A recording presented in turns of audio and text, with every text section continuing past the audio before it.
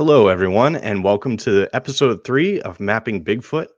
And tonight's guest is Dr. Mark Merriwether Vorderbruggen, PhD. He's a very interesting guy that I just happened to come across on my Instagram feed, and I could not get off of his account. Then I found his website, and I could not get off of that. And then my wife called me to bed. So I had to have him on the podcast because I think he's going to share with us a lot of interesting tidbits, a lot of interesting insights, a lot of interesting facts about what Sasquatch or Bigfoot might eat in the field and how that might affect the ecology of the area, et cetera, et cetera. Let me run through his bio here because it's very impressive. Just so you guys know a little bit about his background, and then I'll bring him on and we can get started. Dr. Mark Merriwether Vorderbruggen, PhD, is often somewhat jokingly described as a scientist raised by wolves. Having a MS in medicinal chemistry and a PhD in physical organic chemistry, he brings science into the world of wild, edible, and medicinal plants. On the science side, he has 16 patents. I've never talked to anybody with 16 patents, by the way, ever. So I'm already out of my league, but this is really exciting. And numerous articles and research journals from his career as a chemist. But his true love is plants and the miracles they contain. Since 2008, his website, foragingtexas.com, has been one of the top wild edible / medicinal plant sites on the internet. He's written countless foraging articles for a wide variety of magazines, taught hundreds of foraging walkabouts, appeared on radio, TV, and podcasts galore. Podcasts like this one, or maybe like this one. I don't know how many Bigfoot podcasts he's been on. We'll have to ask. Wrote the acclaimed books Idiot's Guide to Foraging and Outdoor Adventures Guide for Foraging, and was co-creator of the Wazoo Survival Gear Foraging Bandana. In 2020, he made the biggest leap of his life to become the medicine man for Medicine Man Plant Company, where he can finally bring forth the ancient plants that can still help with modern issues. In addition to all this, in 2024, he started the Texas Village Healer Initiative with the goal of training an herbalist healer for every town, village, and neighborhood. And without further ado, let me bring him on to the stage here so he can say hello to everyone. Let's see, add to stage. Well, welcome, Dr. Merriwether. How Howdy, are you howdy. today? I am doing great. I'm really excited to be here. Well, thank you. Thank you for coming. That's a heck of an intro. When you first sent it to me, I was like, wow, like it's very impressive. Uh, I'm very grateful to have I someone of your stature on the show. Thank you. Thank you for coming on. my joke is I weaponized my ADHD, attention deficit disorder, and turned it to a force of good. Well, that makes two of us, I hope. If you wouldn't mind, tell us a little more in your own words about, Foraging Texas and your initiative and your passion for all of the things you do. I don't even know where to start, what to ask you about it. There's so much to talk Okay. about. So actually, I can help you there because I've done a few of these. I'm originally from Minnesota. That's where I was born and raised, and that's where I had my first knowledge of Bigfoot. Every summer, our Boy Scout troop would go up to the Mini Point Scout Camp up in northern Minnesota, and the legends of the Bigfoot, the Sasquatch, was there. And they actually, in the lodge, they had a plaster cast of it. But that's also where I first started learning foraging. Both my parents were children of the Great Depression, and one of the ways people got through that terrible time was through their knowledge of wild edible plants. I have two brothers. My older brother is 10 months older. My younger brother is 13 months younger. My parents quickly figured out the only way they were going to survive the three of us is if they took us out into the woods every day. We figured out how to get home, but they kept trying. But while we were out there, they just taught us what they learned when they were growing up out in the wild. And so there was this bond from the absolute beginning of being out in the wild. And that has guided my entire career. I've always been fascinated. Here's the secret. I'm actually kind of lazy, and nature has solved so many problems already that in my career as a chemist, my specialty was basically stealing ideas from Mother Nature and passing them off as mine. Uh, it worked really well. Like I said, 16 patents. But Right. Yeah. biomimicry. So, nature is amazing. And hopefully by the end of the podcast, you'll have even a better idea of how amazing nature is. And in particular, how non-human creatures access and utilize it. I'm very excited to get into that. But first, I've got to say, we got a little bit in common. My parents also kicked us out. I'm one of three boys as well. I happen to be the oldest, so we have that in common. And they definitely kicked us out. We've grown up in upstate New York, and they were just like, get out. It's a nice day. Get out of the house. So I know exactly what you mean when you say that, because we were pretty much wild animals ourselves. So if it was out there to forage in New York, blackberries and birch bar, the birch twigs that taste like root beer and all those kinds of things, we learn very quickly what the tasty treats are out as you say, that Mother Nature provides. So I guess that's a great segue into kind of the first part of the chat that I want to have is wilderness food sources, right? So what types of food sources are available in the wild that could sustain, as you allude to, a non-human creature that's pretty large, like Bigfoot? I'd imagine there's a ton, but it could vary depending on what part of the country you're in, what kind of environment you're in, etc. Okay, good question. And the best way to go about answering this is through talking a bit about the digestive tract, uh, basically that of humans, and then that of all the other primates, really, because the assumption is Bigfoot is a primate. Humans have a very, very interesting digestive system compared to all the primates. Ours is significantly shorter. Our small intestines are significantly shorter than any other primate when you take overall body size. And the reason for this is we figured out how to cook food. By cooking food, we're breaking it down, we're making it more digestible, so we are able to get more nutrients from it. So we didn't have to spend as much time and energy to gather up all this food. Now, if you say you look at a gorilla or a chimpanzee and assume there hasn't been any indication that Sasquatch had, I'm going to call it Sasquatch because that's what I grew up. I go back and the forth. name. It depends Yeah. on the conversation. So I think go for it. Whatever you're most comfortable with. Everybody will know. Okay, so assuming the Sasquatch digestive system is more similar to, say, a gorilla, let's focus on that. Looking at a gorilla, they spend about 50% of their waking time eating. About 47% of the food they're eating during that time is fruits. And the main reason for fruits is, well, for one thing, gorillas don't normally go and drink from streams or puddles or anything. They actually get a majority of their water from their food rather than slurping up a pond water or something like that. So they are not limited to being around bodies of water. We can assume the same with Sasquatch. Can I ask a question there really quickly? Sure. I'm sorry to jump in, but No. something you sparked a curiosity there. When you said that gorillas get most of their water from the food they eat, is that also an evolutionary benefit to avoid parasites, for example, and things like that, that may be lurking in that stagnant water that they would have to drink from? Most definitely. I would say probably more the bacteria type Like Giardia, infections. stuff like that? Yeah, protozoa, things of that nature. Because there's tapeworms and pinworms and everything else all over the ground too. Okay. So, but it definitely helps. It makes life easier.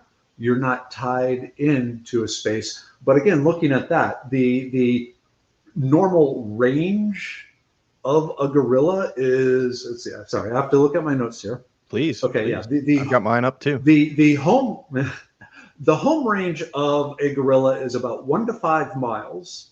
They spend their life in that area, and they only move about 1/3 of a mile per day. Okay. So they're not moving very far. And so if Interesting. you don't have to go find water and so forth, that allows them to go in the deep jungle, in the places where there may not be standing water all the time. But so they're going back, they're eating their food. Overall, they eat about 40 pounds of plant material per day.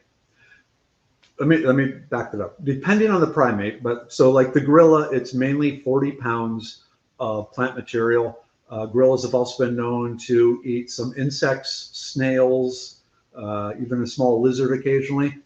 And those are some of the protein sources. Mm-hmm. But it's mainly plant matter. And of that plant matter, about 47% is fruit. And people think, okay, fruit, high in sugar, calories, that's where they're getting their calories. Because the basic gorilla, 5'11", 500 pounds, the estimate is around 8,000 calories per day. That's a lot. Even if you're eating, I'm not going to do the math, 47% of, okay, I'm going to do the math. It's around 18 pounds of fruit a day that they're eating. And people think, okay, so that's where they're getting. I'm sorry, what? I said, how do you like them apples? See, I'm a dad. I love puns. So yeah, I'm a dad now too. So I'm gonna sprinkle them in. Feel free, by all means, please. Oh, excellent, excellent. But truly, where they get a lot of the calories is from the leaves and the pith of plants, and what we normally consider to be the insoluble cellulosic fiber. Okay. But their digestive system and their teeth and their jaw is such, they spend a lot of time chewing the stuff up, grinding the plant material up as small as they can get, and they swallow it. And then their digestive system, with this huge, long trail, they can actually break the cellulose down into calories, basically long-chain fatty acids and other compounds of carbohydrates.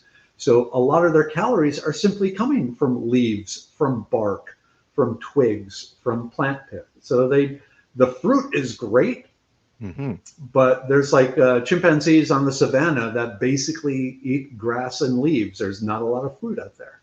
Right. So when it comes down to Sasquatch, it is believable that he spends a lot of time just eating leaves and stationary, grabbing what he can eat and shoving it in his mouth.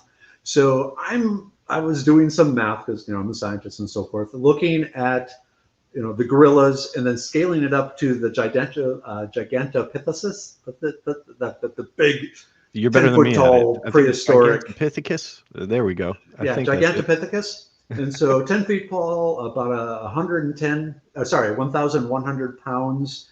Estimated calorie requirement in him is about 16,000 calories a day. Wow. Now, one of the interesting things about his teeth, what they found, I love ancient history and all this stuff. So I had to go down the rabbit hole of, what do we know about their teeth? Because the teeth tell you a lot about the diet. Giant molars, very strong jaws, very adept at grinding up the plant material, the leaves, the twigs, that sort of thing.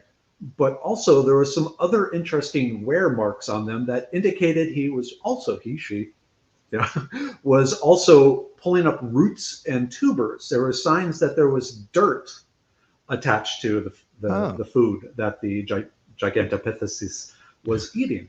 And so if we throw roots and tubers in there, that actually increases the food source, because a lot of roots and a lot of plants store calories down in the roots, so it makes it that much easier.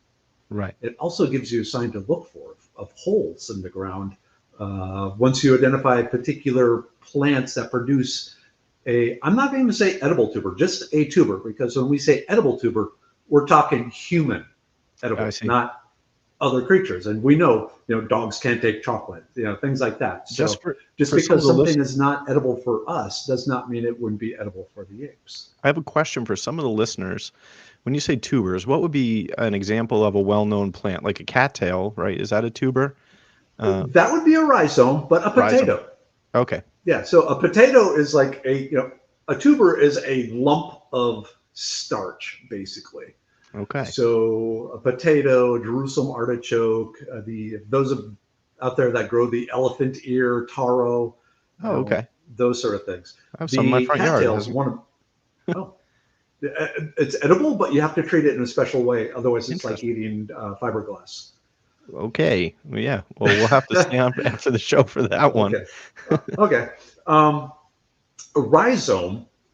So cattail rhizome. You have a bunch of cattails, and then they have a base with roots, and then it'll have another root that runs across, and then another set of cattails will run up I it. see. So you'll have this thick root that connects the different cattail clusters.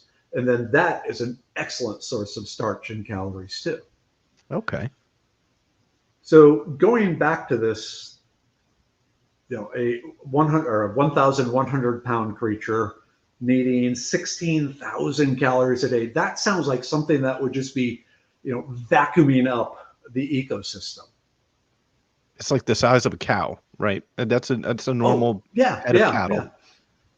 Because to put things in perspective, because that helps everyone understand what we're talking about, a moose is bigger.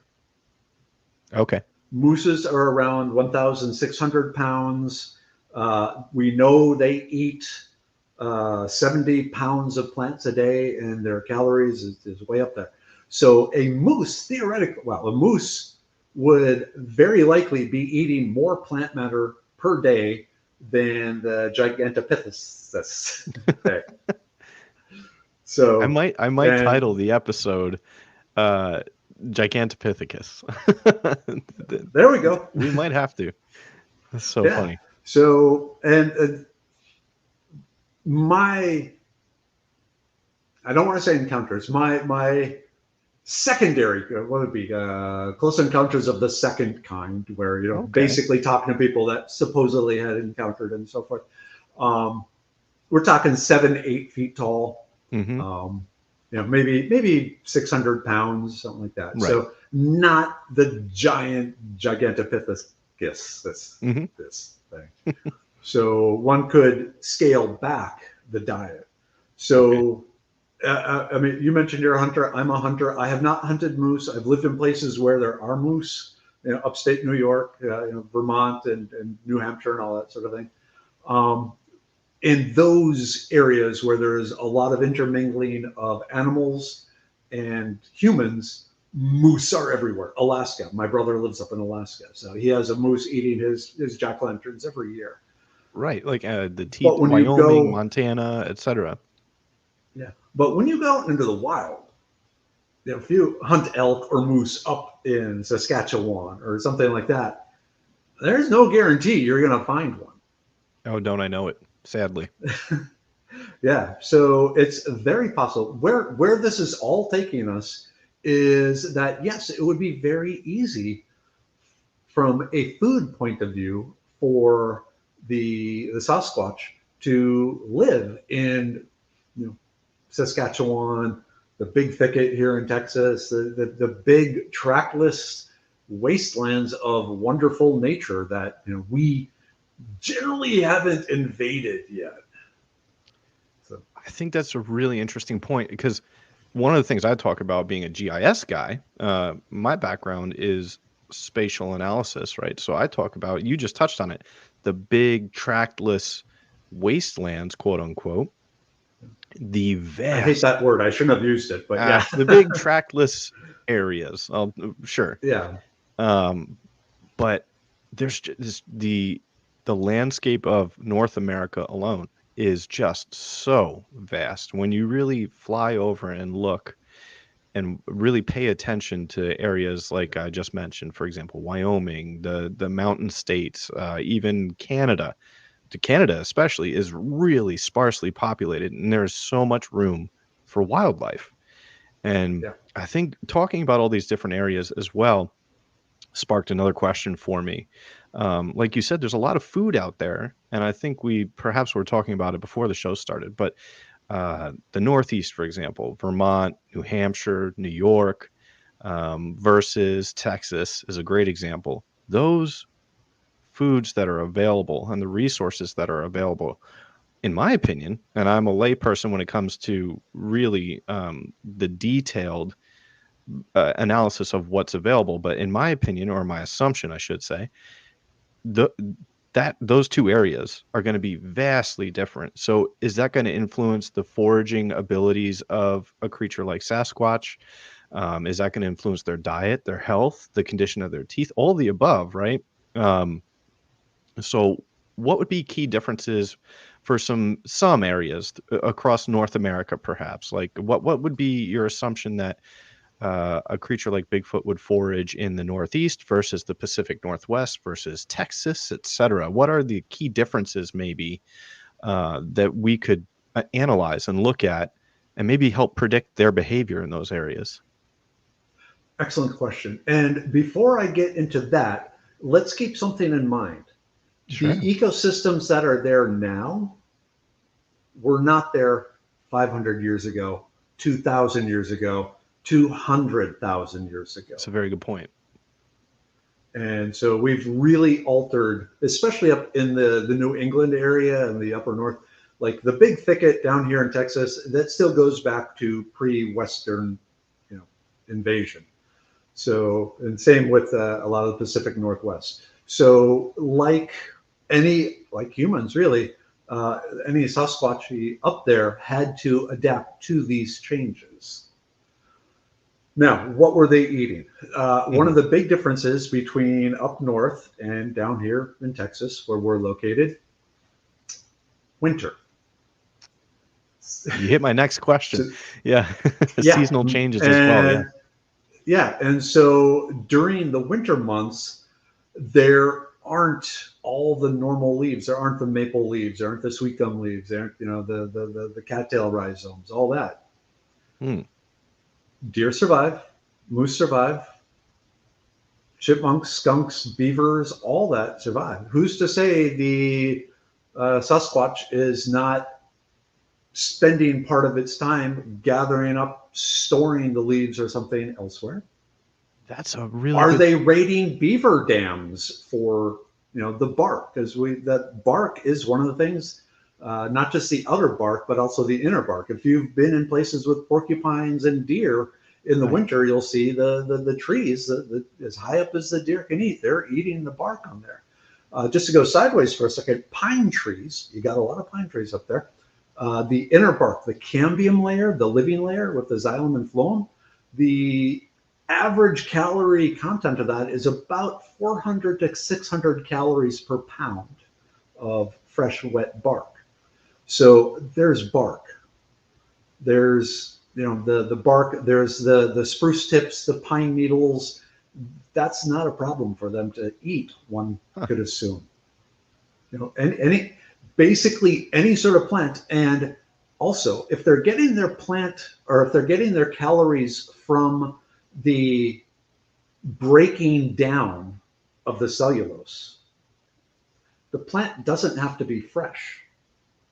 The dried leaves are still, it's mainly the cellulose. It's not going to be the healthiest time of year, but definitely there's nothing to say with their digestive tract that there's no reason they can't be eating the dead leaves that they're finding or that they stored, of that nature. So I think you touched on a really interesting thought for me that I can't believe I never had. I'm actually embarrassed to say this, but perhaps this is whatever. I don't even care. That's why we're having this podcast, so we can have new thoughts and outside perspectives. And when you said perhaps they're storing food, and I thought of squirrels, right? They have innately, they have that evolutionary behavior. They're going to I mean, that's how they. It's a symbiotic relationship, I guess, between oak trees yeah, and squirrels, right? That's how the oak trees germinate and spread, and squirrels survive the winter. And I've just sat here picturing, Bigfoot picking up acorns, and putting them in a really pile and great. Yeah. hiding them in a stump somewhere or something, and lasting the winter. And that was such an interesting point because I've never read or talked to anybody in this, like, on this side of it in the community where people even suggest that. So those are already two things you've already mentioned in the time we've been on the call. Signs to look for when they're digging for tubers or rhizomes, and also then perhaps they gather and store food to make it through the winter when food is scarce. They need higher caloric intake, all those types of things. That's a really interesting thought. I'm definitely going to carry that with me, and perhaps make a map of trees that have nuts and fruits like that, that are available throughout the winter and different, when food is scarce. Really good thought. Thank you for sharing that. And just you mentioned squirrels. Squirrels aren't the only ones. The different mice, they store their food. Rats store food. Uh, Beavers, muskrats, Hmm. things like that. They all gather stuff up for and put it in their hovel. So this is Just a to go common. sideways for a second, Yeah, please. uh, Jerusalem artichokes. It's a tuber from a specific type of sunflower. The particular pack rat would dig those up, store them in its hollow tree or its little nest, and then every so often the Native Americans would come by and raid it and take the tubers because they were food for them too, and they would leave the mouse some tobacco as a gift in exchange for the tubers. You know, we took Interesting. your food, but have a smoke, kid. You know, sort of thing. So it's not an uncommon thing in nature to store food. You know, we don't think of them doing that. You mentioned the No, squirrels, they bear, but take it another step. If you're out in the woods and you see a pile of leaves, are you going to think anything about this pile of leaves? no, It's no, not even going to register no. on, yeah. And you wouldn't happen to notice, wait, there's a mixture of leaves here, you know, all kind of poly. It's so something to add to the signs of Sasquatch. That's Could there very be piles of leaves, especially a mixture mixture of of different leaves. leaves? Interesting.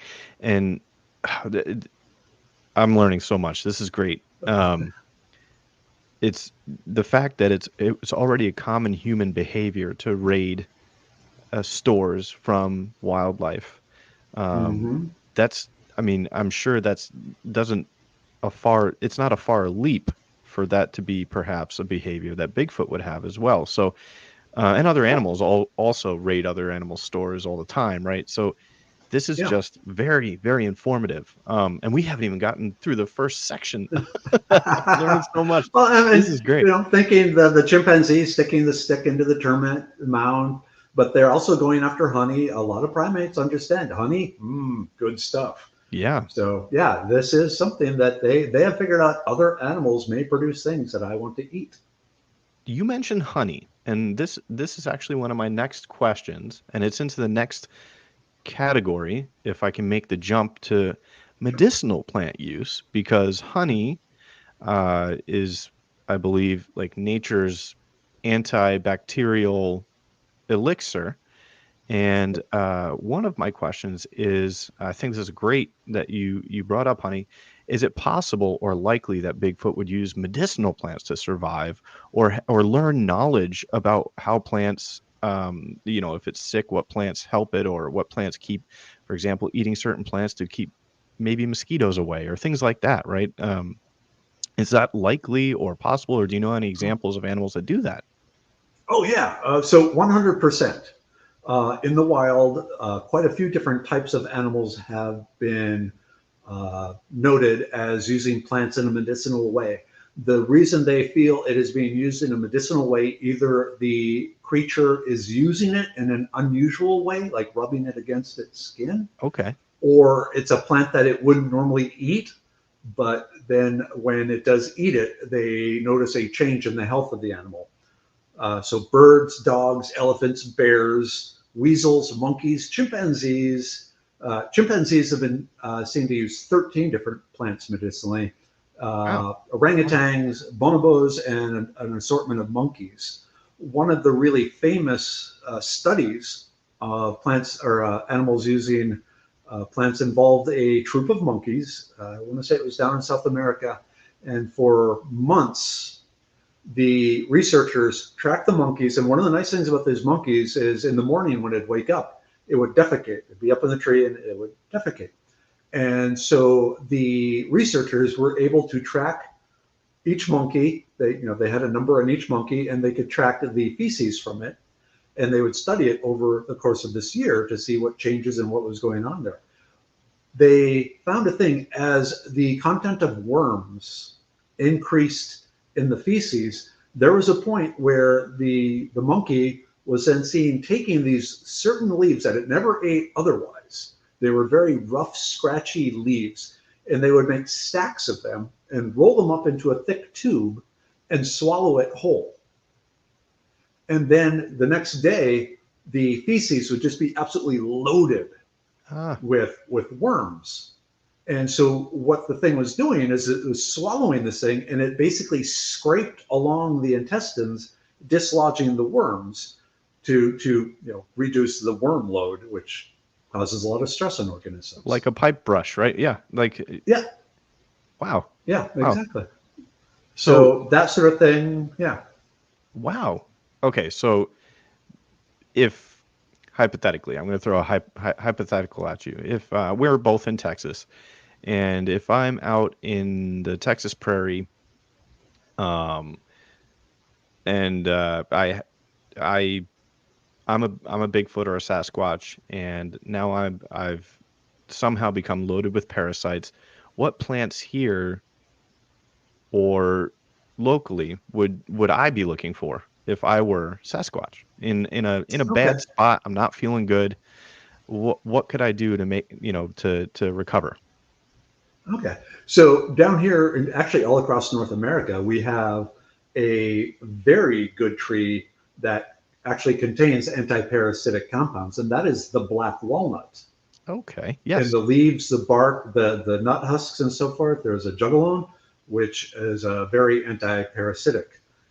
So it's very likely they would go that way, or yarrow, or rue, or some of the other things that have those anti-parasitic, rather than doing the scraping thing. But even with the scraping thing, the slippery elm and the American elms, they have these big leaves. They're about the size of my hand, very rough. It's kind of interesting because all the hairs point in the same direction. So if you start at the base of the leaf and stroke up, the leaf feels smooth. But if you start at the top and stroke back, it's like a cat's tongue. It's very rough, Mm. and so that would work the same way. And it would require a slight better intelligence, knowing I got to feed it in, the one way, not the other. So yeah, the tobacco and the different the birds. I mentioned birds as one of the animals that uses medicine. Hmm. They found that birds would start collecting the cigarette butts and putting them in the nest because the nicotine and the other compounds in the tobacco reduce the ticks and the parasites in the nest. And so the birds that collected the cigarette butts and put them in their nest generally were healthier than the ones that weren't doing it.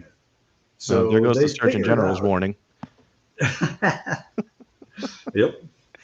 That's Have a funny. smoke, it'll prevent worms. Yeah. Oh man, that's So that's really yeah. So interesting though. there's this.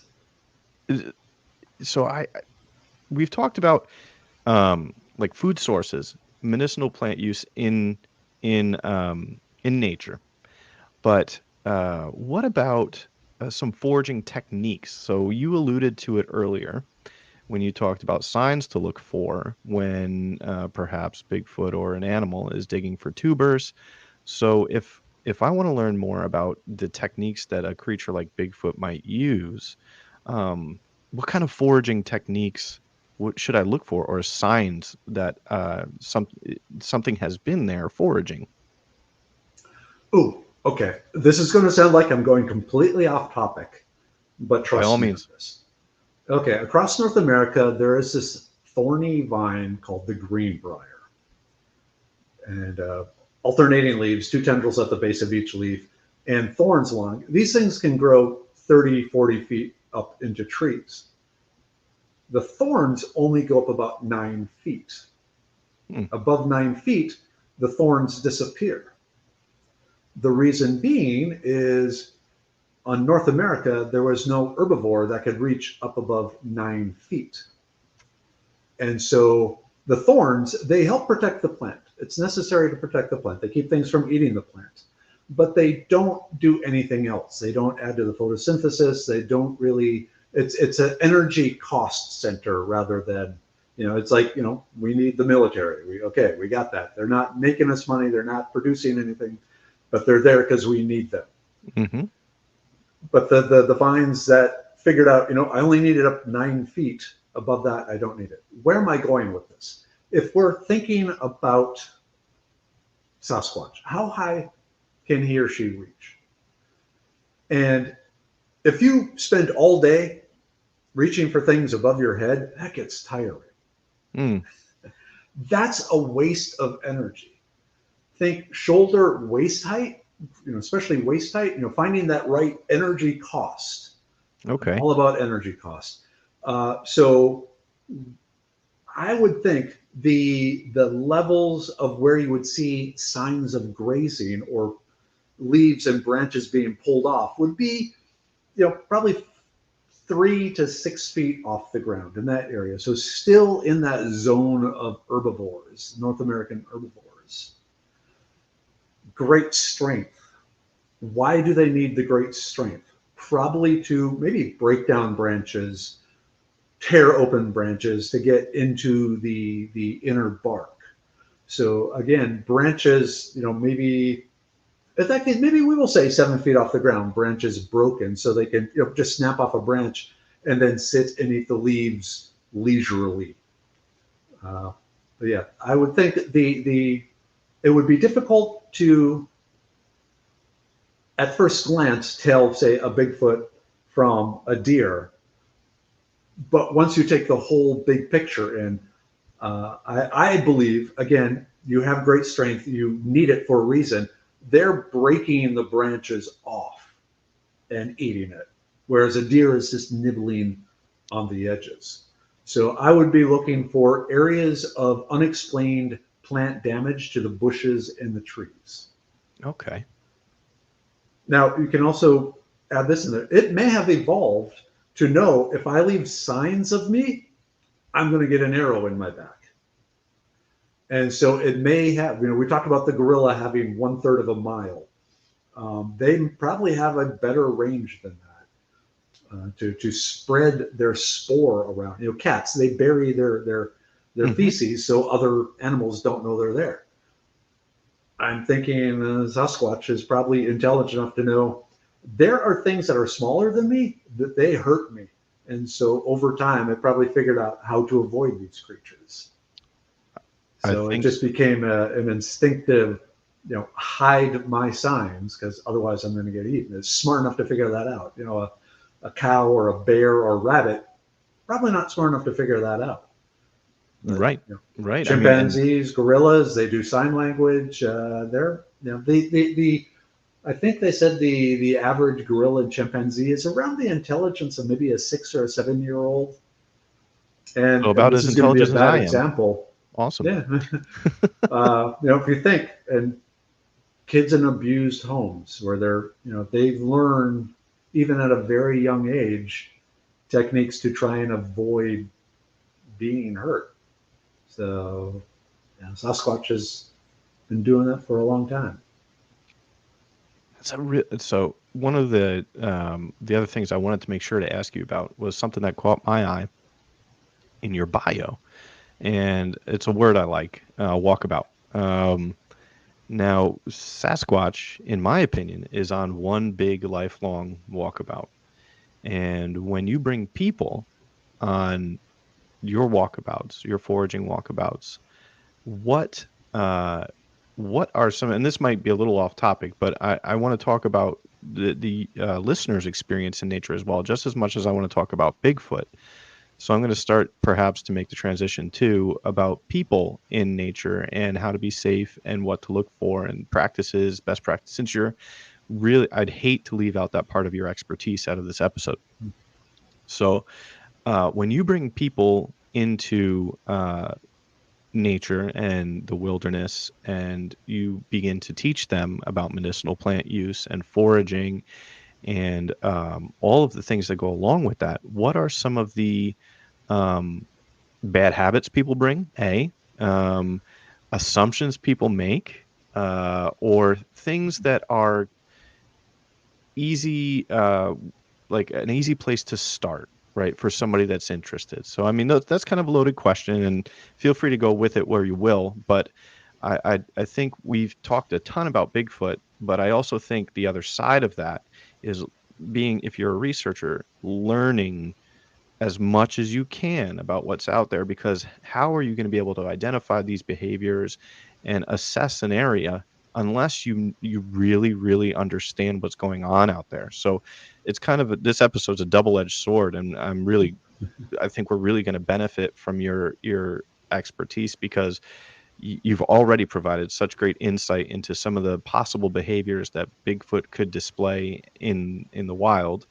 And then uh, I can't wait to also learn from you about some of the things that, if I were to go on a walkabout as a novice, maybe a little more than novice outdoorsman hunter, how can I enhance my understanding of the environment? And selfishly, I think there's probably a lot of other listeners that feel the same way and have very similar questions. And I think it's just a great opportunity for us to really open the door and start to talk about the other side of things, building your knowledge in the community. So, with that said, when you bring people out on their walkabouts, what are some of the things you see? What do you recommend? How can we get started? All of the above. Okay. This is a great question. I'm going to have fun answering this. I'm going to break it into two separate categories here. First is the misconceptions that people bring with them out there that can be ranged from just foolish to dangerous, and then how to go about learning foraging when you don't have an instructor to guide you by the hand. So the biggest misconception and the most dangerous misconception out there is, oh, I saw a squirrel eat it, so I can eat it too. Oh, I saw a deer eat it, so I can eat it too. Oh, I saw a bird eat it, so I can eat it too. No, each animal has a very different digestive system, different internal chemistry, and there's no guarantee that the fact that a deer or a squirrel or a bird or a rabbit ate something means it's safe for you. A really good example of this is poison ivy. Basically, humans are the only creature that has a negative reaction to poison ivy. Hmm. There are some other primates, but the deer, the sheep, the chickens, dogs, all that have no problem whatsoever with poison ivy. So just because you saw some other non-human creature eat something does not mean that you can eat it. So that's one. The other is people bring up what's called the universal edibility test. And this was a test for edible plants developed by the US military. And what it involves is, first you take a bit of a plant, like a leaf or a fruit, and you rub it on your inner arm and you wait 12 hours and to see if there's any reaction there. It's usually soft skin there. Then the next step is you rub it on your outer lip and wait 12 hours to see if there's any reaction. Next, you rub it on the inner lip and then wait 12 hours. And then you nibble a little bit and wait 12 hours. And through this, you're supposed to be able to determine if a plant is safe. Okay, this means it takes like 4 days to test one bit of plant if you're doing it right.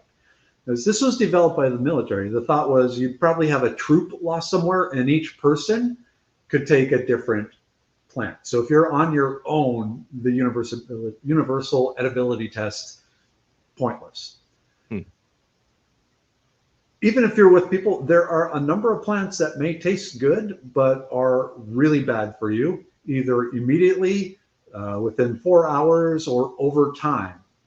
And so the breaking people of thinking the universal edibility test is a good way to learn wild edibles, that's been harder than I expected. So now let's switch gears. And how do you go about learning wild edibles? It's so much easier than people make it out to be if you follow this plan. So the first thing, and this people will get like my book. Hold up here. Well, it's the link to the book will be in the show notes. Definitely. 100%. Okay, yeah, excellent. But if it's my book or Sam Thayer's or John Callis's or Peterson's Guide or any of these, the secret is when you are looking at a plant on in the wild, and your book, your website, whatever, you want to match at least 5 structural features, and 8 or 10 is even better. You want to really match up. And so structural features, how the leaves are attached to the stem. Are they alternating? Are they opposite? Are they opposite alternating? Are they whorled? This ends the dance part of the show. But so the way the leaves are arranged, that's a structural feature. whether it's a tree, a bush, a vine, a wildflower, or a weed, that's a structural feature. Does it have a taproot? Does it have fibrous roots? If you can, get to the roots.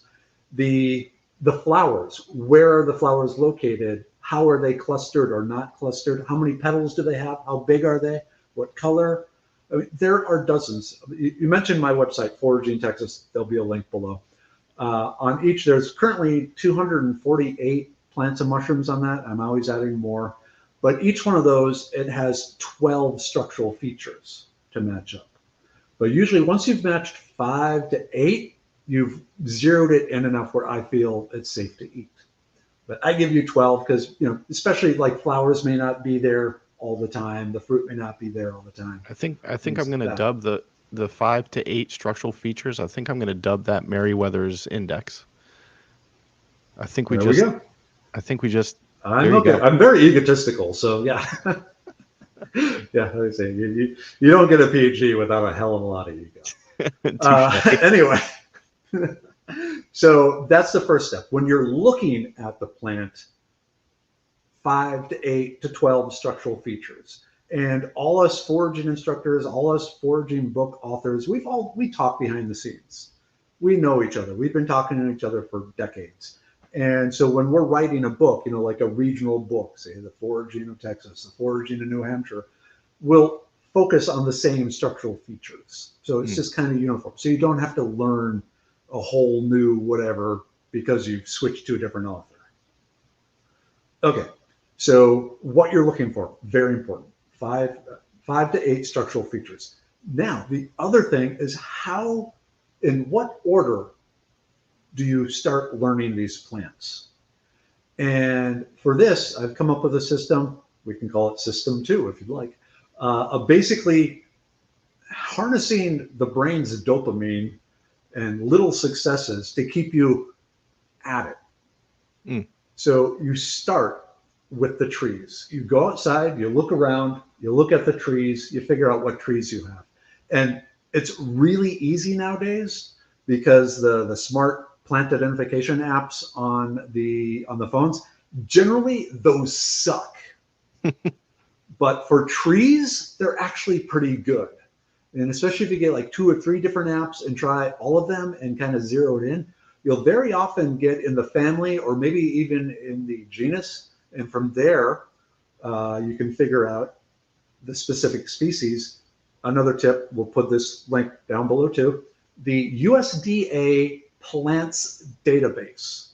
This is a government-created database, GIS. You love it. Yes, I just saw your you can post put in about the scientific. this.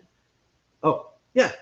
You put the scientific name or even just the genus name in the little search box, and it will bring up all the plants that are in that genus that are found in North America. And then you can click on the main thing, like it'll just have like just a genus thing. It'll click on that, and it'll bring up a map of North America. And wherever the plants of that genus are found will be colored in on the map. But then there's a little tag across the top that says subtaxa. And you click on that, and then that brings up a North America map, little thumbprints, all in a grid of all the different specific species found in North America and where they are. And then you just go through, okay, there's goldenrod, 29 different goldenrods. Hey, there's only 6 of the goldenrods that are found in my location, or at least my state. You click on the state, you can zoom into a county level. And so once you're at the county level, it becomes even that much easier to say, okay, like these are found nowhere near where I'm at. So it's probably not that species, but it's probably this species here. Now, caveat, these maps were created by government employees. They are not exactly accurate. If it says the plant is found in a specific county, I'd trust that 95, 98%. But there's counties around it where it says, no, it's not found there, unless there's some very big ecological difference. I would think it's likely that it may be in these other plants. Yeah, plants don't know our political boundaries. Right. Yeah. Yeah. They just go, is the sunlight right? Is the soil right? No. And away they go. So yeah, you use that, but you start with the trees. You figure out what trees are in your area. Then you go to Google. You guys got it so easy. You know, you can go to Google or DuckDuckGo, you know, and type in, you know, oak tree or sweet gum tree, edible medicinal, and it'll bring up, you know, articles or whatever. That's, you know, if the plant has edible or medicinal uses, it'll usually show up like on Foraging Texas, Eat the Weeds, or Plants for a Future, or Edible Wild Girl, ediblefoods.com. She's located more up in the Montana area, Okay. Colorado. Sorry, Colorado. Okay. And then Karen Stephenson is up in Canada. Anyway, but you figure out the tree. You learn, oh, this has edible bark. It has edible leaves. I can make sauerkraut out of the young maple leaves. I can make That sounds syrup out good. of the fig trees. You know, things like that. So you learn the trees, and now you got, wow. You know, because most people, a lot of people have a lot of trees around them. Hmm. And even if it's not a native tree, you know, maybe a landscaping tree, there's a good chance you'll figure out what it is. And there's a chance that it is edible or medicinal too. So now you got these trees. That's awesome. I know the trees. Next step, landscaping plants. So, you know, if you've planted the landscaping plants or if your neighbors planted, you know, what is that plant? What is that plant? You know, and then same thing. Lantana, edible. Texas sage, you know, edible medicinal. Turk's cap, edible medicinal. And look up the landscaping plant. If you don't know, and your neighbors don't know what a specific plant in the landscaping is, take a picture of it, go to a local nursery and say, what is this? They tell you, you go home, and look it up. Is it edible? So you've learned the edible and medicinal uses of the landscaping plants in your area. So now you got trees and you got landscaping plants. Awesome. Next is the vines, because in the scheme of plants, the number of vines is rather low compared to all the other types of plants. Okay. And most states actually usually have some resource to help you learn, you know, the vines of Texas, the vines of Massachusetts, the vines of California. And All I so knew the was Vine vines is are an the old next one. app. It's an old app that just 6-second videos. So you already. There we go. But so trees, landscaping, vines. After that, after you figure out the vines, what they are and what uses they have, then you move on to wildflowers. Hmm. So wildflowers are another really easy one to identify. There's so many, and like Texas, there's a bunch of different books that are just the wildflowers of Texas. There's the wildflowers of Minnesota. There's the wildflowers of New England. Because especially when you have the flower is usually very, very distinctive, especially when you're really looking at the fine details. Hmm. And it gives you a reason to go take a picnic with your beloved one and go out. We're going to go look at the flowers, and you're secretly taking pictures that in the middle of the night you're looking at and trying to figure out, you know. But hey, they don't have to know that, you know. So- But you figure out the flowers that are around. And now you got the trees, you got the landscaping plants, you got the vines, you got the flowers, you got knowledge there. And now that you've built that up and you built your eye to understand structures and look at it, now when you start tackling the weeds and the mushrooms, you have that dopamine that I was talking about supporting you through the more difficult ones. Mm. So you've started, you know, you start at first level and work your way up to the big leagues. And if you do it that way, it's so much easier, so not frustrating. You might occasionally get a little frustrating, but it simplifies it into bite-sized pieces that build on each other, that really bring you your skills.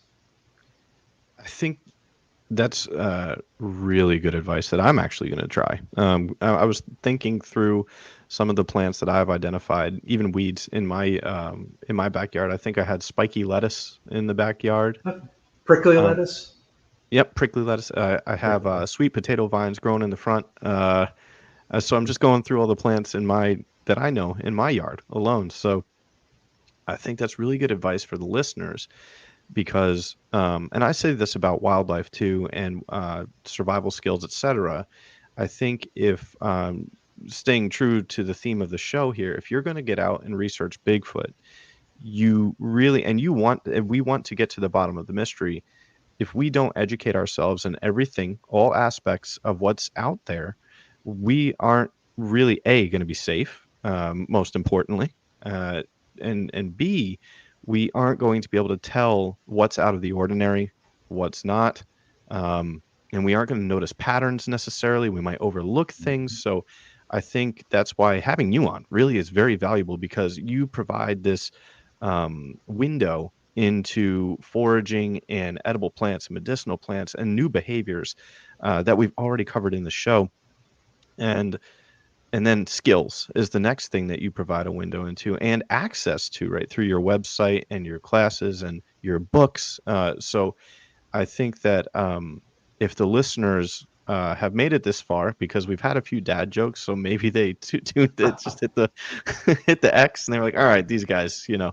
But if they've made it this far, I think that bringing it full picture, really learning as much as you can about Bigfoot, like we did in the first part of the show, first half of the show, is just the first tip of the iceberg, having interest and wanting to solve the mystery. But then I'm going to steal your phrase, little bits of dopamine are the skills you can learn to get out there and stay motivated in the search.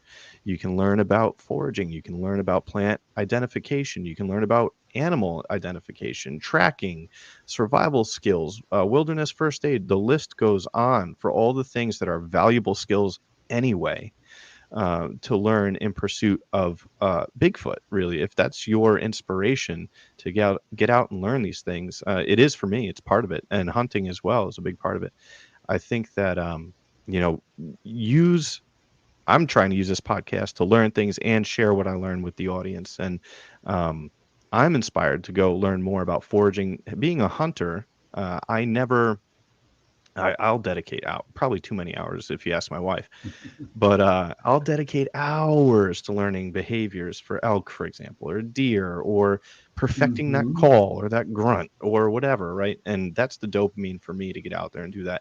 But being so interested in that, I've never found inspiration or built curiosity to go learn more about foraging. And talking to you through the lens, or yeah, I guess the lens of learning more about Bigfoot behavior, now I'm fascinated about all the things that are in my own backyard, right? And just starting there. So I think for the listeners, please, I think just soak this up like a sponge. Dr. Merriweather is here sharing his knowledge and advice and insights with us. And I think it's really probably, I hope, going to be one of your favorite episodes. It's already one of mine. It hasn't even premiered yet. So, Right. um, with that, I do want to touch on some of, I think I already kind of said, your expert insights that you're providing for us. But I'm going to circle all the way back, because we talked about the hypotheticals of what Bigfoot might do. But if I'm putting on you on the spot, I'm sorry, but it's not a loaded question, I promise. But based on your expertise, do you think that it's plausible, right? This is hypothetical, but do you think it's plausible that a creature like Bigfoot could remain hidden, yet find enough food to survive? Because the general consensus, or at least a lot of the questions and comments that I receive, are, why isn't he on a trail cam? Why don't we see more Bigfoot? Why haven't we found a body? Why haven't we found scat? Blah, blah, blah, right? You can imagine all the things that um, Mhm. we hear from skeptics, rightfully so. I'm not saying they're wrong, and I think they're very good points. But I would love to hear your opinion on whether it's plausible, keyword, that a creature like Bigfoot could remain hidden, but really survive using all the skills and behaviors that we talked through the whole show. 100% possible. I mean, I grew up on the X Files, so I want to believe. But in the end, there's nothing from a scientific point of view as far as food, learned behavior, innate behavior that suggests to me, no, it's impossible. I think they could be out there. I hope they're out there. Um, That makes two of but from us. a food point of view, I mean, yeah, there's food. That's not a problem. I don't think we have to worry about that. right now, I can't remember what the deer population is across the United States, but it's some ridiculous number. It's like 9 deer Huge. per square mile. It's some Yep. ridiculous. But how many deer do you see every day, other than maybe right along the road just before it jumps out in front of your car? There's so much we don't see. When we are out in the woods, humans are noisy. Hmm. There's a Burton, I can't remember his first name, but he teaches here in Texas, teaches the language of birds class. And depending on how the bird is chirping and the different species and so forth, and their actual movements, the birds are like the sentries for the woods. If there's different types of, if it's a coyote, they have different movements and actions than if it's a bobcat or a mountain lion, because the hunting practices of the different predators they have different hunting methods. And so the birds will indicate to the other animals which predator is there, Right. because they hunt by different ways. That reminds me Burton of a explains it so story. much better than I do. Yeah, that reminds me of a So, story. oh, Actually, if I can add to your bird yeah, comment, there's a bird in Africa, I believe. I forget the name of the bird, but it would lead native people, tribal people, to food, um, yeah, and then they would reward it, right? Like yep, much like yep, you said, the tobacco to the mouse earlier. yeah. And but the funny thing is, if the bird was not rewarded, it would lead them to lions. It would remember. There It you would lead, go. so whether Yeah, this is true or not, I don't know, but it's funny. It's you just reminded me of the story when you were talking about bird behavior. Sorry, I interrupted you. Please continue. yeah. But where I'm going with this is humans are not quiet creatures. We are not sneaking as a predator through the woods. We are loud, noisy beasts, and all the other animals in the woods know we're there. But they know, they've learned, we are a predator, and they better just run and hide. So the fact that we're not finding signs, I got to think, going back to the intelligence of a 6, 7, 8-year-old, they've probably figured out either through evolution or mental capacity, hide my bleep, because Hmm. those little runty guys, they got these sticks with rocks on them, and those hurt. I I'd don't know learn fast. what they're doing, but damn, And so I think, but I mean, if you look at all the different cultures around the world, there's all these uh, stories of the creatures, and even if you look like at Gigantopithecus, it overlapped when humans were around. Yeah, absolutely. Yeah. Going back, they find up to 200,000 years ago. We go back about 300,000 years ago, depending on stuff. So there's it's possible. Then you think about the tribes in the Amazon that we haven't contacted yet. We show up, they shoot arrows into us, we leave, that sort of thing. There's a Yeah. lot of this world. I mean, we like to think we've explored every cubic inch, but we haven't.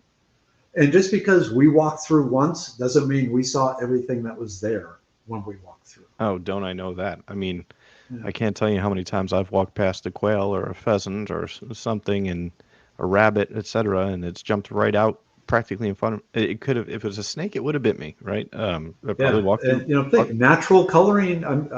It would make sense that they evolved to be camouflaged. Have like the lions and that they match in their ecosystems. Why would these guys not eventually You have know, a modeled pelt? we last So, question on the Bigfoot diet, I promise, because we've hit around an hour now, and I could talk about this all night, but I understand that not everybody wants to talk about Bigfoot all night. But I I'm actually good. thought of a question I wanted to ask you, and I forgot to ask it earlier. Um, One of the things that skunk ape is famous for is its scent, and plants. We kind of touched on it earlier, to repel mosquitoes, etc. But various plants and forage could could a creature like Bigfoot, or for that matter, any creature, um, control its scent signature, or its I guess control its scent signature by eating certain plants, And in the case of skunk ape is a great example. Could that be from a plant that's making it smell that way? Oh, again, quite possible. And I'm going to put out an example. If you go into an Indian restaurant, or we might have to cut this part out. I don't know. But if you work with like people from India that eat that diet, they have a different body odor than the Norwegians or the Germans who are eating all the fermented sauerkraut type stuff. Somebody who eats You garlic. know, There you go. garlic, onions, things like that. So it's a very common thing. What we eat affects how we smell. Going back to human culture, that was a way we could tell us from them. We ate these foods, we had this smell. They ate those foods, they smell different. We don't like them. They could be after the resources we have. And so scent plays a huge role in how people interact with each other. There are some really good studies. One of the things I found that the family members can identify, like a shirt worn by some other family member, not just, a sweaty, stinky one, but this one that they had on for like an hour. Hmm. Even though normally we don't think about each other's smells, but they also found the most compatible marriages are where the couples think the other, each other smells good.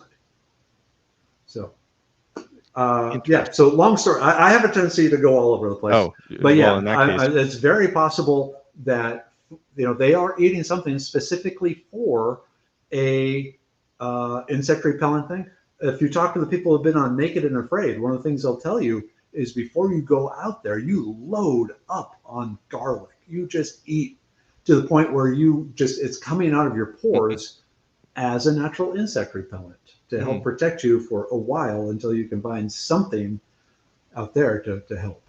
So yeah, 100%. It could be very, very possible that the Sasquatch found something that consuming, it comes out their skin, clings to the oil on their hair and gives them some sort of anti-parasite, anti-mosquito sort of thing. Especially in Florida, right, where the skunk ape smell is prevalent, right? That could be a very plausible case where it's for mosquito repellent, parasite repellent, etc. That's. I'm glad I remembered to ask that. I would have been kicking myself if I concluded the episode and hadn't touched on that. Two things. The second to last question I'm going to ask you, besides your closing thoughts, would be: have you encountered any unusual signs or evidence out there during your foraging expeditions that might hint or that are just unexplainable, that have had you scratching your head or made you stop and think like, wow, that's really, because given your expertise, if something stumped you, I'd be curious to know about that. Okay. And let me preface this by saying I've camped in areas high Bigfoot sightings. Like I said, up in northern Minnesota, out in the Big Thicket. The Big Thicket, they have the Bigfoot Research Center out there. It's other people have seen it. I personally, as far as Sasquatch or anything like that, I have not felt like I've encountered any signs, sounds, anything like that. But if you take everything into account, people outside of Texas may not be familiar with the Marfa lights, which out in West Texas, there's this small town, and on the edge of the town is this desert and then mountains in the background. And going back to before, the people, the Western people came in, before the white men showed up, the Native Americans had legends of seeing these dancing lights across this area and up on the mountains. And it's become a thing. And the Marfa, the little, and it's population like 816 out in the desert, way out in West Texas, nothing else for miles. They have a little viewing center. I love going out to West Texas. I love going to Big Bend Branch State Park. I get my t-shirt on. They have this viewing thing, and I always stop at Marfa Lights. And one time I saw them, and they have all these information posters. They have built-in telescopes. I got there before daylight, so I could see where the roads were and all this sort of stuff. And they tell you, okay, like there's that radio tower there. There's a radio tower there.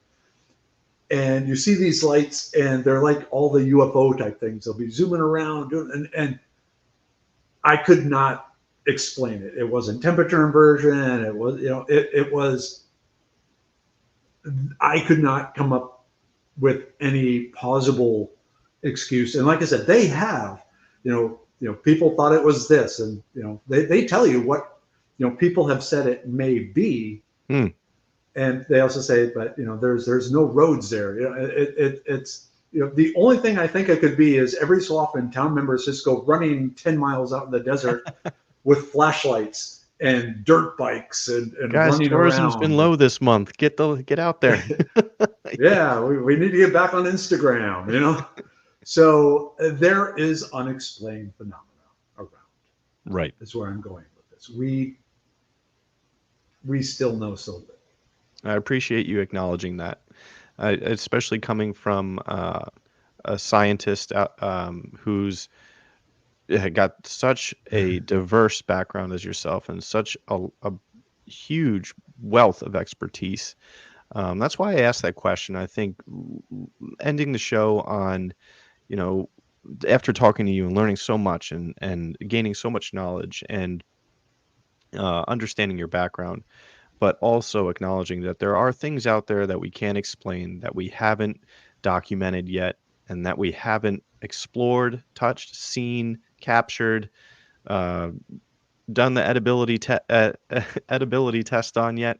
All of those things, I think it really is important to acknowledge that although I think you even hinted about this or talked about this, although we think we know and have documented and learned and explored so much, if not everything, there are things out there that we can't explain. And Bigfoot is one of them.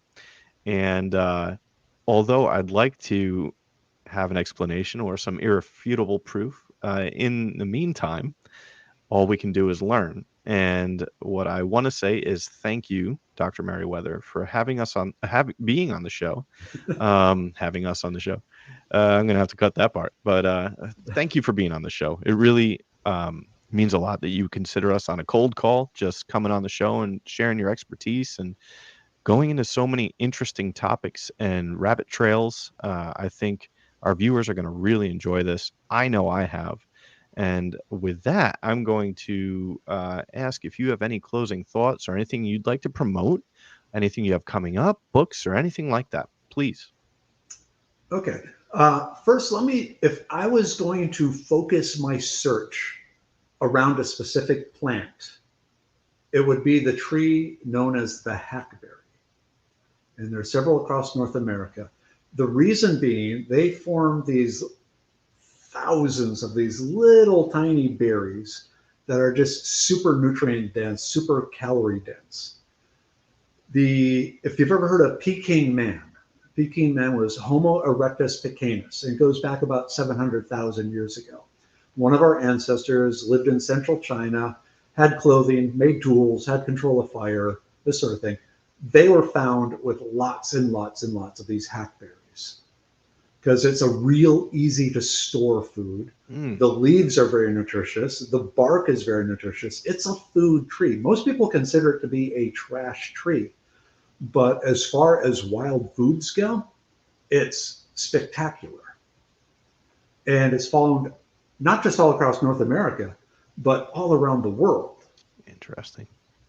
So, and it would be, if I felt that the Sasquatch had a particular favorite tree, I would guess that.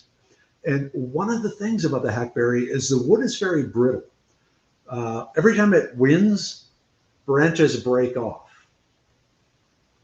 Easy camouflage. Was it the wind or was it Bigfoot? Yeah. Yeah. Just planting that seed. I like where you're going with this. We might just have to extend this episode now. Let's do this. Oh, the listeners I know are going to love this. This is great.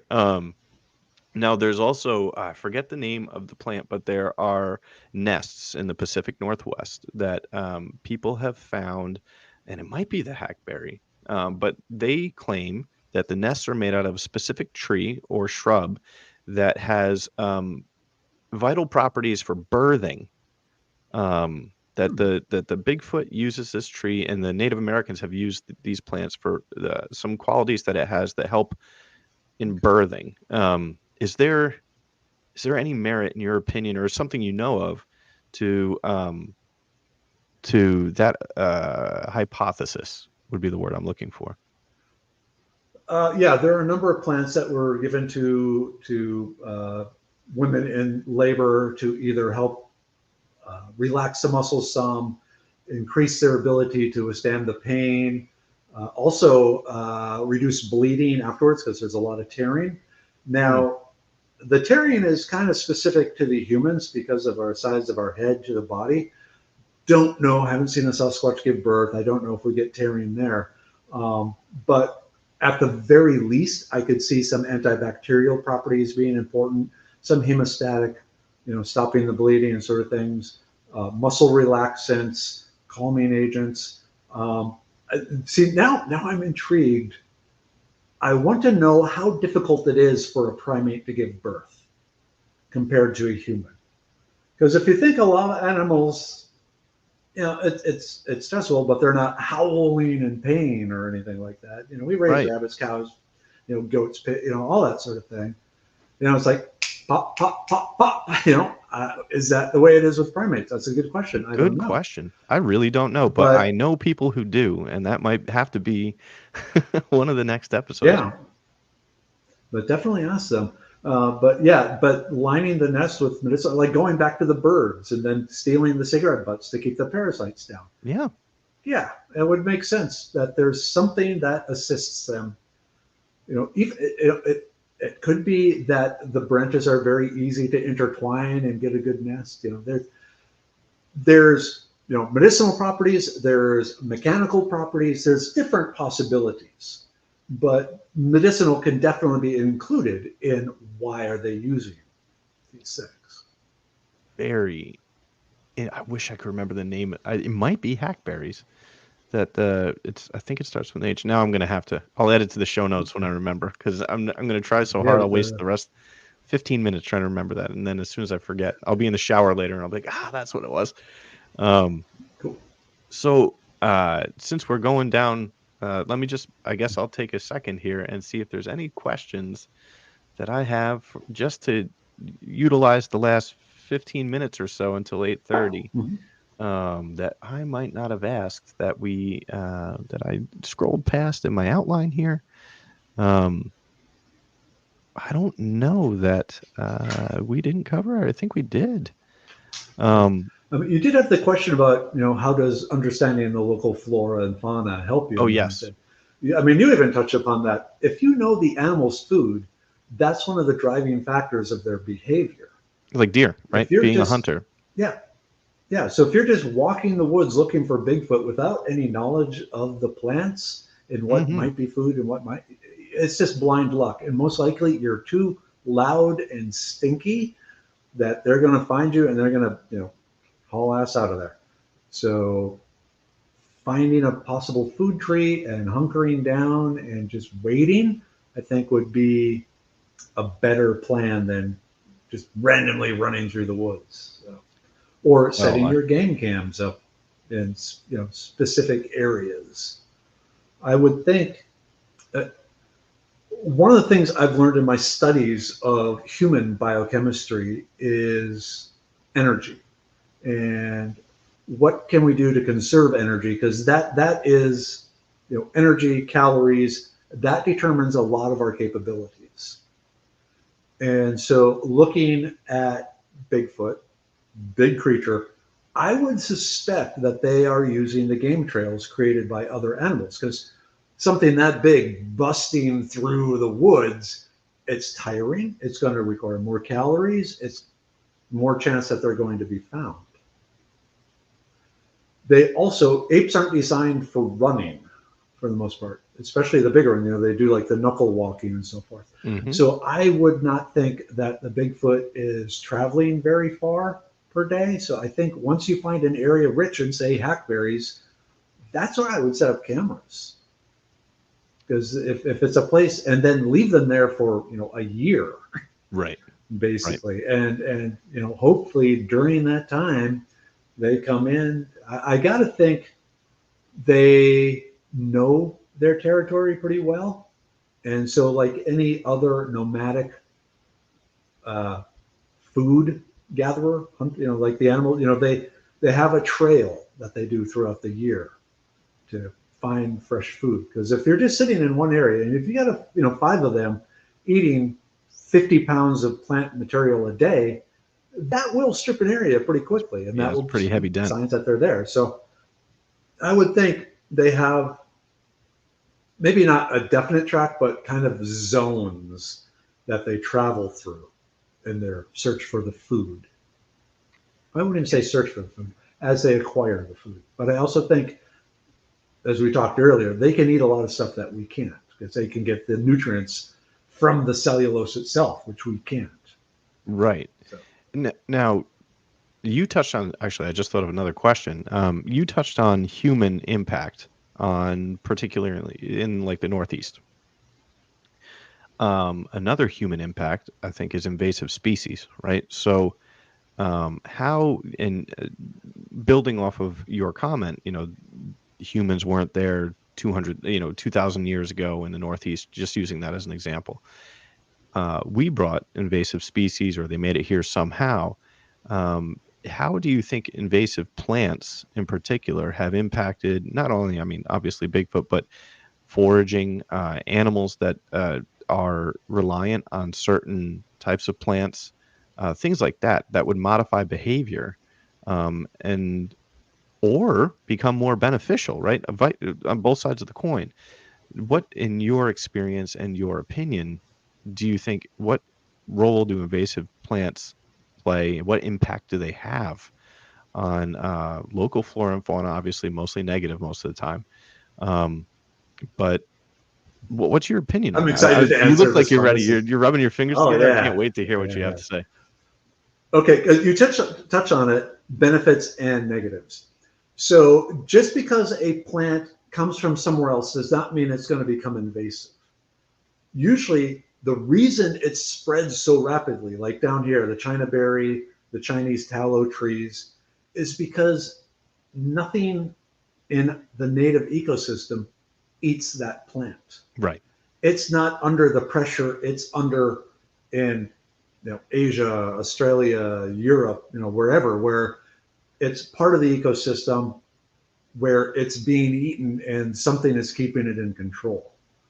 You talked about my Instagram, Merriwether Forager. I recently posted the mint that you get at the different like pad thai restaurants and some of the Asian restaurants. I remember that post. People they love the mint. One of the things about mint is it's very easy. You stick it in some water, it produces roots. You plant it, you get mint, and it spreads vigorously. The Sam Houston National Forest, and even here on the edge of Houston, the Spring Creek Greenway, it is overrun with this delicious mint Hmm. because none of the insects eat it. None of the rabbits eat it. There's nothing eating it, so it's just spreading and spreading and spreading, which means then there's going to be less food for the insects. If there's less food for the insects, we talked about gorillas. Gorillas eat the insects. So you're taking a protein source away. You're taking the food away from the birds. If there's fewer birds, because they eat bugs, there's not bugs, they rely on seeds. If they're the type of bird that eats both. If they're the type of bird that just eats bugs, it's kind of screwed. But if it like eats bugs and seeds, it has to eat more seeds, so it's spreading, the feces around the bird poop, and there's going to be seeds in that. Depending on the plant, that could be spreading things. So long story short, if it is spreading uncontrollably, that's an indication that there aren't enough things in the ecosystem eating it, quite possibly including Sasquatch. Or it is overrunning and outproducing the foods that the Sasquatch would normally eat, is accustomed to eating, likes eating.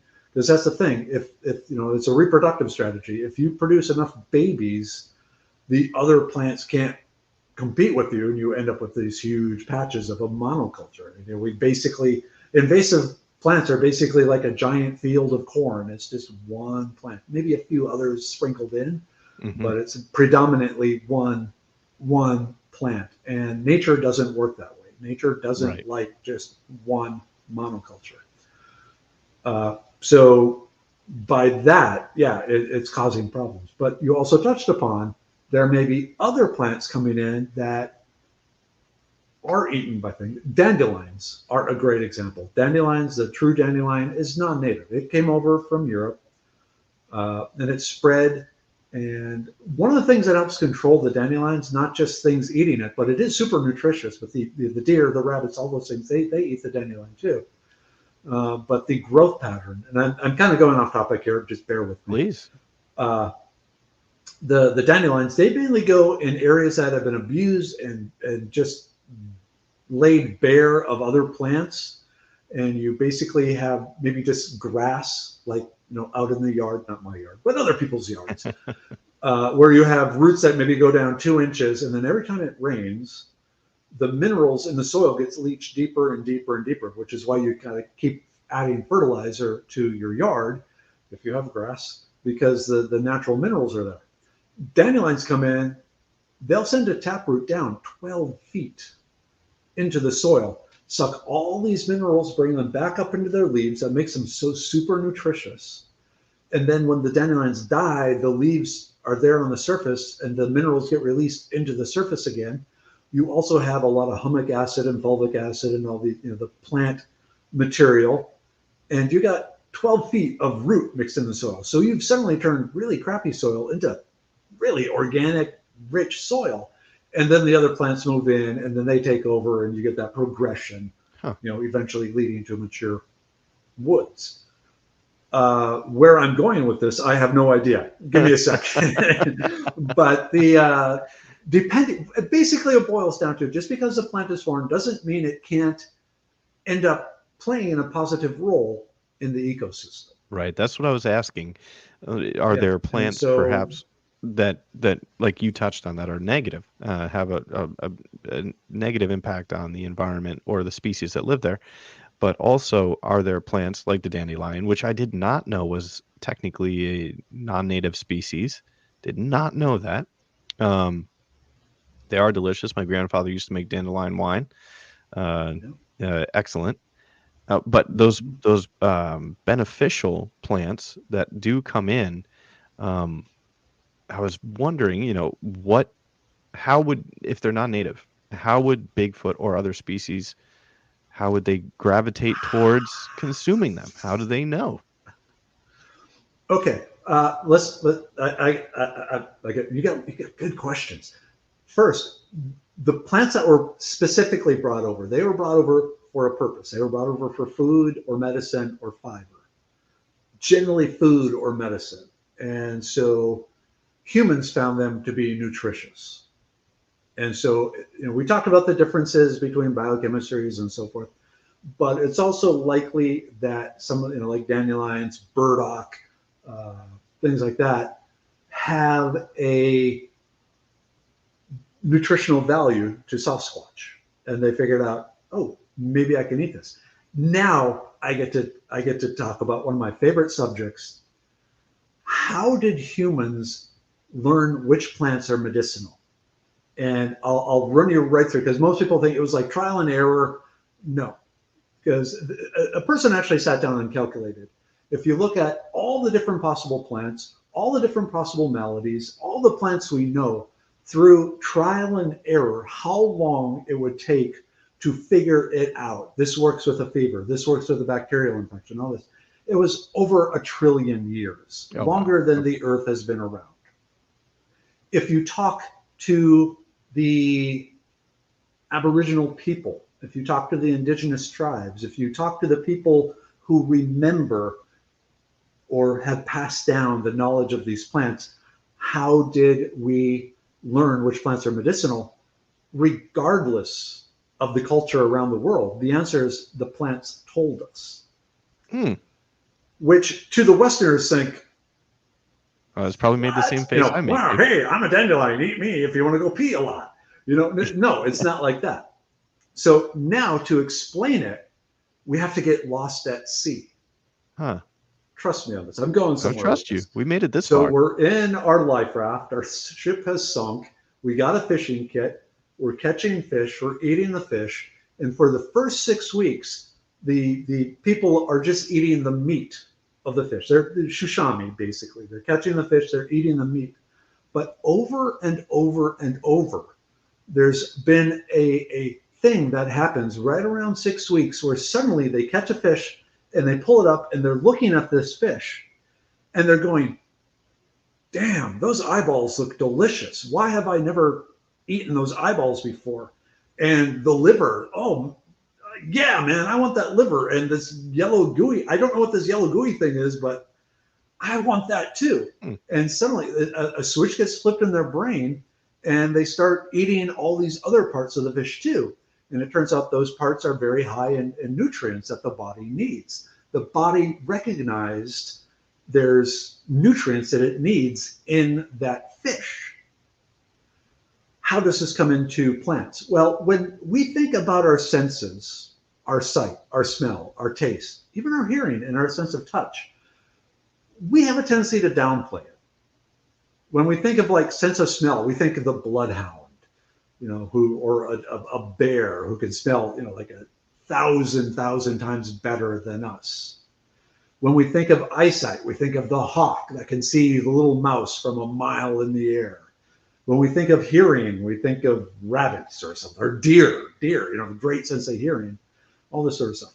But no animal has the complete package that we do. Our vision, we can see millions of colors, shades of colors. And if you're a super seer, well, the average person can be, I don't remember these numbers exactly, but it's somewhere between 800,000 and 1.2 million shades. Wow. And then the super seers can see, like 2 million or 3 million. They can distinctly make out that many shades. So color, they're very good at color. Our eyes are particularly designed to see shades of green. Okay. Our sense of smell. We think, yeah, a dog has a sense of smell. That's amazing. We can sense molecules down to 1 in a trillion. We actually have a really good sense of smell. In modern life, we spend more time to avoid smelling things than we do. But if you spend time out, one of the things I found that if you spend, like the long distance backpackers and stuff, their sense of smell becomes incredible. They can pick out all these different smells. One thing I like to do, I haven't had time to do it in the last few years, but especially during the COVID, is I'd go for a nightly walk and I would walk to a place in the neighborhood and I would stop there with my eyes closed and just smell and try and figure out how many different smells I could smell, and then go to a different part of the neighborhood. There's a tribe, I can't remember exactly where they are, but their calendar is basically made of smells. When they smell a particular flower, it's this time of year and they should be doing these things because that's when that flower blooms. They know when that flower is blooming, the rainy season is coming, or the dry, and so their calendar is scent based. We have an amazing sense of smell. Same with our sense of taste. You talk about the six now, ugami, but sweet, sour, salty, bitter, ugami. But we can actually taste hundreds of thousands of different flavors.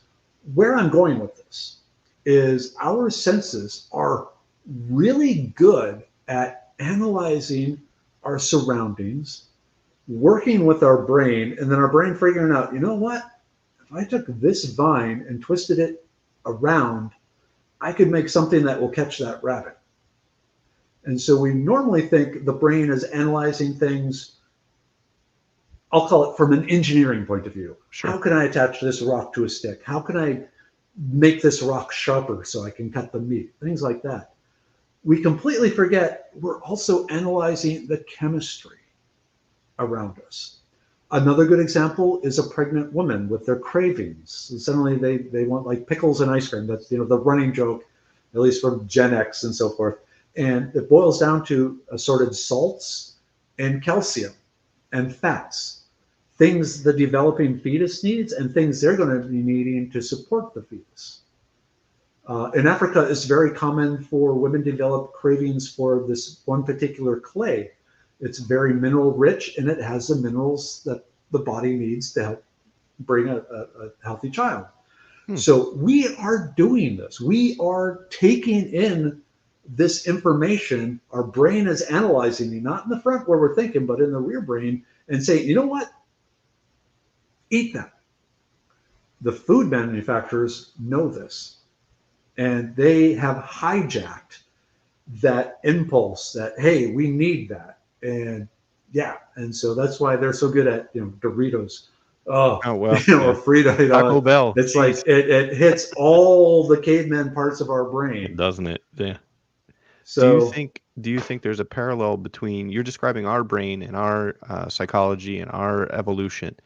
Is there a parallel? Maybe I'm stealing your thunder here, but is there a link or a parallel would probably be a better word for Bigfoot's evolution and its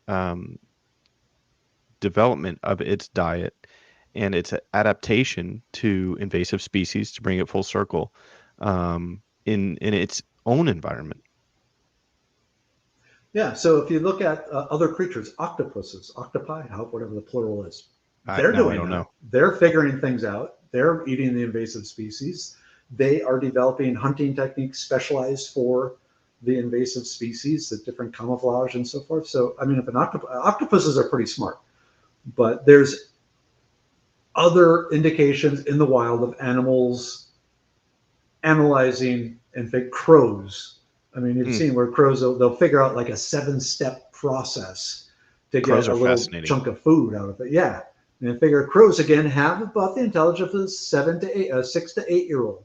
So that would really, if you want to think comparisons, Yeah. with the primates, the gorillas, the chimpanzees, the crows, all being around a 6 to 8 year old brain capacity, that's a pretty amazing brain. It really So I is. would think 100%. Yeah. That's I I don't really want to stop this podcast because this is exceptionally interesting. Like I really don't. But I'm gonna throw it out there. Is there anything that I did not ask that I should have asked? That maybe I'm in an echo chamber or a tunnel vision, and I'm so focused on these things about Bigfoot, these facets, these bullet points. Is there anything from your perspective that I am just not seeing or not asking, or that is just it's right in front of me and maybe obvious to you, or something that I completely may be overlooking? You've already done it with the hackberry, frankly, but in addition to the hackberry, is there anything that I haven't touched on or am blind to from your perspective that maybe I should consider or start to look into more or learn more about?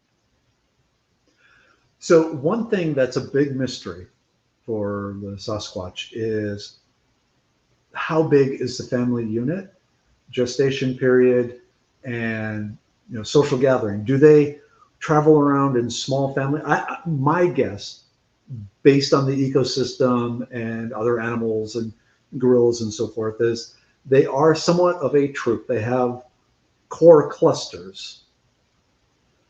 How many are in that is a question. How many of them are directly related is a question. Most likely they're closely to second, third degree. My guess, just taking human culture and primate culture and all this stuff in, is they're probably moving around in small family groups, but every so often there could be like a Yeti moot where they gather at a particular location, maybe swap some troop members for other troop members to keep the genetic diversity up. If that were happening, it would probably be at a time where there would be a lot of food available in a particular area, probably fall, where you got a lot of nuts, things like that. The ground hasn't frozen yet, so they can get the tubers. So thinking in that way, Mm, would that guide? I don't want to use the term hunt, guide the search mm, for them. So if we could find, look at what is the gestation period for the great apes. I wasn't able to find anything along that for the Gigantopithecines or any of the other prehistoric apes. But even the Cro-Magnon man, the Australopithecines, those things. What do we know about their clustering?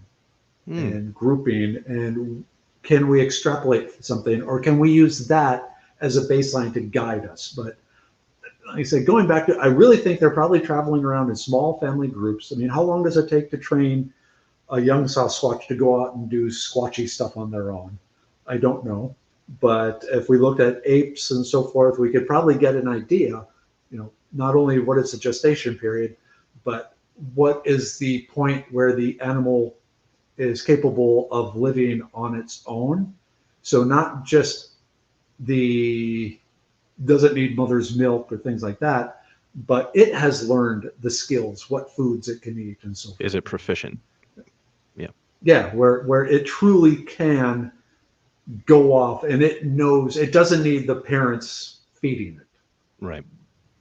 So, but like I said, I honestly believe if there's going to be the Yeti moots, I love that. I came up with that term, but I'm going to use that was term. A good one. Yeah, the Yeti. Well, I was thinking the Entmoot from the Lord of the Rings. But, yeah. Well, that's squash moot. Yeah, but you anyway, made a Tolkien reference. You're already cool in my book, but you made a Tolkien reference, so even better, right? So, but I got to think they happen. I really think in the fall there's probably gatherings. I know there's this movie coming out with like Shia Bale, the Sasquatch or Bigfoot or something, and people were complaining like there was some graphic Yeti sex and stuff in it. But it like followed the family trip, and I think in that regards, I think they travel around in groups like that, but they have meetups. What would be really interesting if you had like some Canadian Sasquatch and some Florida skunk apes, would they be friend or foe? And going back to the same, that's interesting. I mean, sorry, I just had a really interesting idea. Please share. Like, could you put a pile of North America plant that isn't found in that location there and see what happens to it? I mean, you're going to get the raccoons and the I want to say pine cones, porcupines, and things like that. You're gonna, it's gonna. But I know people try baiting the Sasquatch, so it might be interesting to, try some Sasquatch food from another area to see if there's any sort of response or curiosity. Because I gotta think, I gotta think they have a curiosity about their environment. Well, they eat dandelions, so they must. Yeah. Right. So it's going back to the us them scent food based stuff. So interesting. I have thoroughly enjoyed this conversation. I think this is by far everything that I'm trying to do through this podcast. You have epitomized, if that's even a word, by joining us, because you've I think I described it to you when we were talking, emailing back and forth. I want to bring people in to the community and their expertise who are not necessarily Bigfoot researchers, right? And we've done just that on this show today, where you've given us a ton of different insights. I mean, I can't even list them all on both hands.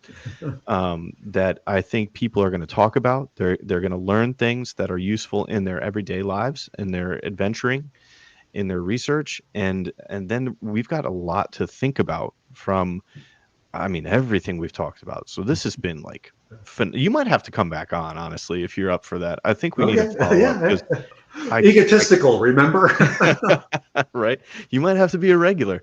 But I know there's going to be a lot of questions in the comments when this comes out that people are just going to go nuts with all the thought they're going to have and the things that they're inspired by. So really, if you're open to it, maybe we can have a follow-up episode to some of the questions that the viewers and the listeners come up with, because that sounds great.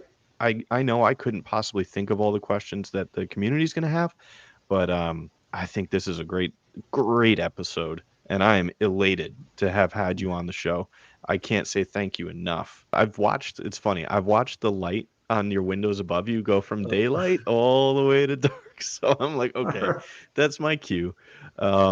I do want to say thank you very much for being on the show. And I tried to give you the chance before, but I want to make sure that we promote anything and everything that you want to get out there about anything you have upcoming.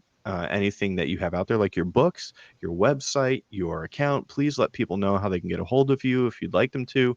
All of the above, please. It's the least I could do for having you on the show. I'm very appreciative, and I want to make sure that people know how to find you and how to learn all they can about everything you do.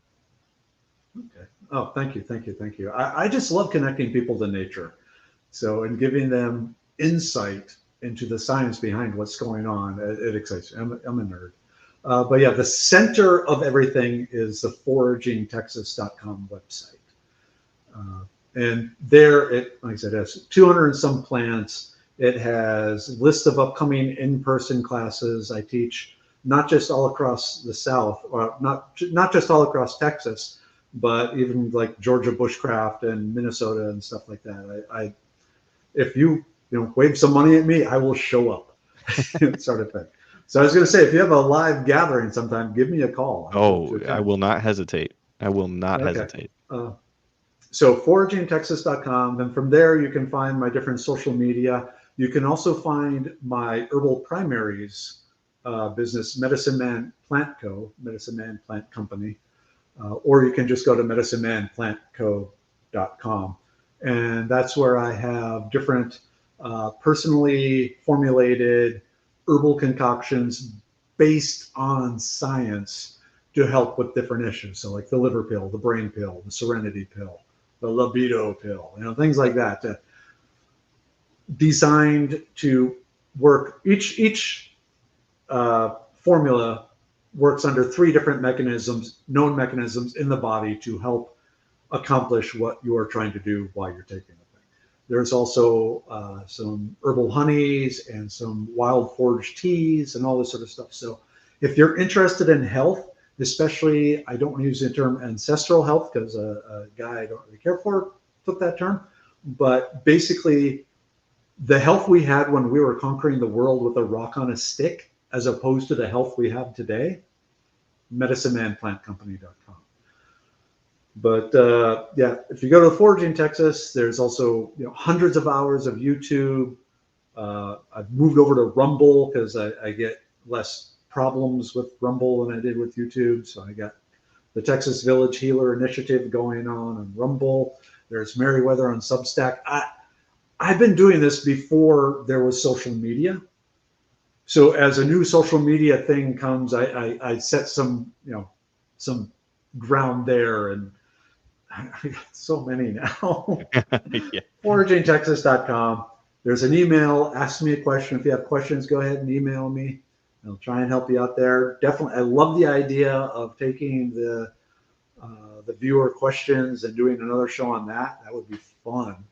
Yeah, I think that would be a lot of fun, and I'm very grateful that you're willing to do that, because I know there are going to be so many questions, and they're going to be burning questions, right? Like, oh, now that people have gone down this trail with us, I bet it inspires so many more questions, and people have made observations that maybe they didn't think about, or connections that they might make after listening. I can only imagine the questions that are going to come through in the comments about it. So don't be surprised when I'm emailing you. Hey, Dr. Merriwether, are you available such a date? So I can make it happen.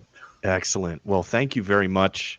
I'm so happy that you joined us on the show today. Have a great night. Thank you so much for being on the show. Oh, thank you. I had a wonderful time. This was so much fun. Excellent. It really, yeah, it's just, it gets the brain thinking. And it's curiosity. Turn it off. So I may as well, yeah, like I said, weaponize my attention deficit disorder. This was a great way of doing it. Excellent. Well, until next time, that's how I'm going to end the show. Until next time.